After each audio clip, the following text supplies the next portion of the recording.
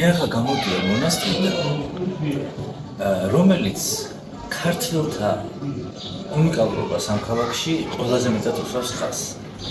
აქ ხედავთ ნიშანს, ეს იერუსალიმის საპატრიარქოს ნიშანია, რომელიც ასე იკითხება ფილაგეტაფუ.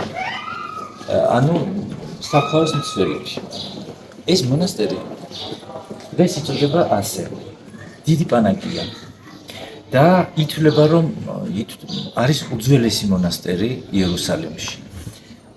რატომ დაარსდა ეს მონასტერი საერთოდ? როდესაც უკვე კონსტანტინემ დაარსა, უბრალოდ დააშენა ტაძარი, მაცხოვრის ტაძარზე საუბარი, მისი საფლავის მცველებს სჭირდებოდათ მონასტერი, სადაც უნდა ეცხოვრათ.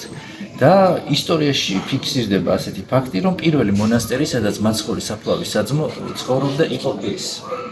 ანუ ეს ადრე იყო მამათა მონასტერი, დღეს დედათა მონასტერი. და ეს ითვლება პირველ მონასტრად, მაგრამ ეს მონასტერი გვიდასტურებს, რომ იერუსალიმში სინამდვილეში პირველი მონასტერი აშენეს ქართველი. პირველი მონასტერი, რომელიც პეტრე იბერმა აშენა დავითის კოშკის მახლობლად, ბევრად უსწრებს ამ მონასტერს. როდესაც ეს მონასტერი შენდებოდა, არც პეტრე იბერი ცხოვრობდა იერუსალიმში და უკვე აღარ ცხოვრობდა. მისი გარდაცვალების შემდეგ აიგო ეს მონასტერი.